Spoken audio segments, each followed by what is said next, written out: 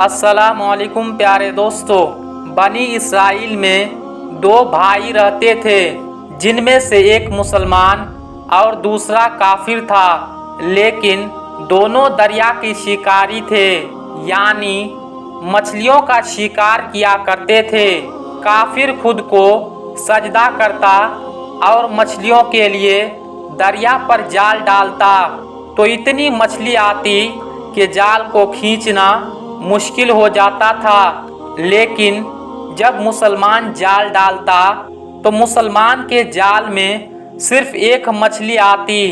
वो मुसलमान उसी पर सब्र के साथ साथ खुदा का शुक्र अदा करता।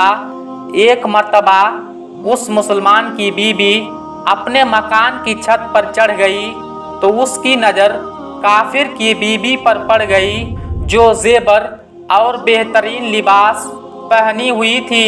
ये देखकर उस मुसलमान के बीबी के दिल में ये ख्याल पैदा हो गया कि काश मैं भी ऐसी ही होती।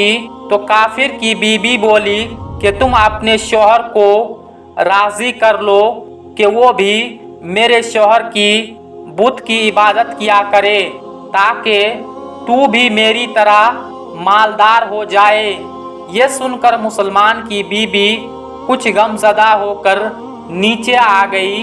जब उसका शौहर घर आया तो बीबी का हाल देखकर पूछा, क्या बात है, तू इस कदर गमज़दा क्यों है?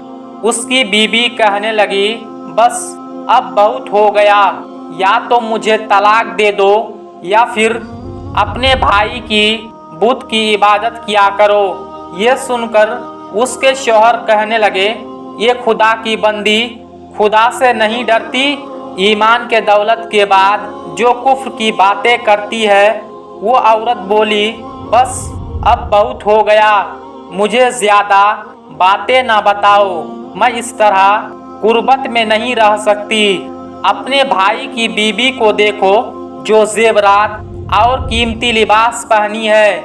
जब उस मर्दे मोमिन ने देखा कि औरत जिद पर उतर आई है और उसका इसरार हद से ज़्यादा बढ़ चुका है, तो उसने औरत को तसल्ली दी और कहा, अच्छा, घबराने की ज़रूरत नहीं है, मैं कल से कारीगरों और मजदूरों में जाकर मेहनत करके तुझे रोज़ाना 2 दिरहम देता रहूँगा। उन 2 दिरहम से तू अपनी हालात सुधार लेना। ये सुनकर औरत खामोश हो गई।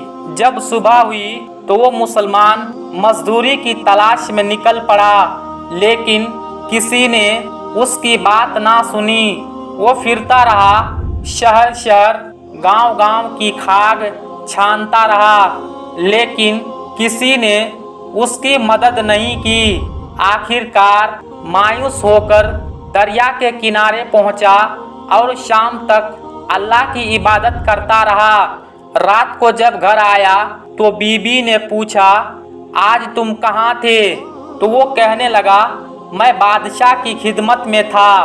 बादशाह ने मुझसे 30 दिन काम करने का शर्त रखी है। उसकी बीबी बोली, आखिर तुम्हें वो बादशाह क्या देंगे? तो उसने जवाब दिया कि मेरा बादशाह बड़ा करीम है और उसके खजानों मालो दौलत से भरे हुए हैं। वो मुझे वो देगा जो मैं चाहूँगा। चुनांचे इस तरह वो मुसलमान अल्लाह की इबादत में मसरूफ़ रहा। तकरीबन 29 दिन गुजर गए। 30वीं रात हुई। बीबी ने कहा, सुनो, अगर कल मुझे मजदूरी लाकर नहीं दी तो तुम मुझे तलाक दे देना। 30वीं सुबह उसने एक यहूदी से कहा, क्या तुम मुझे मजदूरी पर लगा दोगे? ये सुनकर यहूदी कहने लगा, हाँ, तुम्हें मजदूरी तो मिल जाएगी, लेकिन शर्त यह है कि मेरे पास तुम्हारे खाने पीने का कोई बंदोबस्त नहीं होगा। चुनांचे वो मुसलमान रोज़े की नियत करके यहूदी के साथ काम पर लग गया। उधर दूसरी तरफ एक आदमी उसके बीबी के पास गया दरवाज़ा खटखटाया। जब उसकी बीवी बाहर निकली तो उस आदमी ने उसकी बीवी को 29 अशरफियाँ दी और कहा, ये तुम्हारे शौहर की मजदूरी है।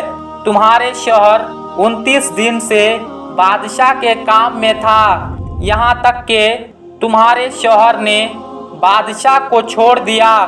अगर वो 30वें दिन भी काम पर आ जाता तो उसको बहुत सी उजरत मिल जाती, लेकिन वो एक यहूदी के पास चला गया। अगर वो मजीद बादशाह का काम करता तो बादशाह उसको मजीद उजरत देता।